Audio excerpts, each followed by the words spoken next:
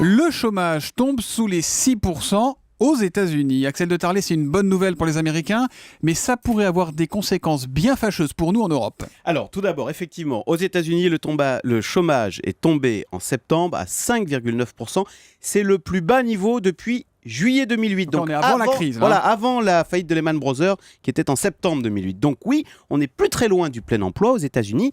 Or, l'emploi, vous le savez, et c'est la grande différence avec la Banque Centrale Européenne, l'emploi est l'un des critères clés de la Banque Centrale Américaine, la Fed, dans sa conduite de politique monétaire pour fixer les taux d'intérêt.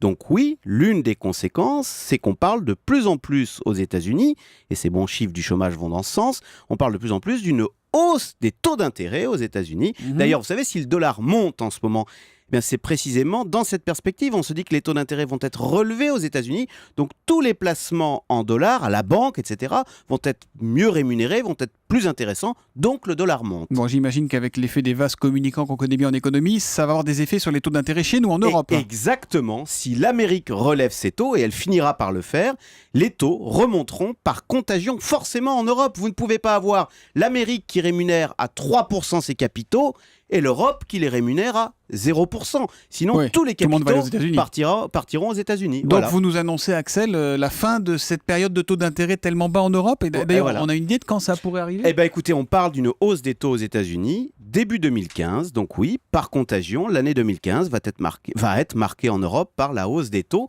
C'est une très mauvaise nouvelle pour nous, Européens. Très mauvaise nouvelle d'abord pour l'État français qui va emprunter l'année prochaine 188 milliards d'euros. Alors qu'on disait, ces temps-ci, l'avantage c'est qu'on emprunte à pas cher. Ça sera c'est peut-être la fin, là, voilà. Et très mauvaise nouvelle aussi pour les particuliers ou les chefs d'entreprise qui veulent emprunter, que ce soit pour investir ou acheter un logement. Petite précision, vous dites que les États-Unis sont presque au plein emploi, c'est quoi ? C'est 5% ? 5,5. Voilà. Et là, ils sont à 5,9. Effectivement, ils y sont presque. Le Zoom Echo avec Axel de Tarlé, c'est tous les matins à 7h10 sur Europe 1. Demain, Axel.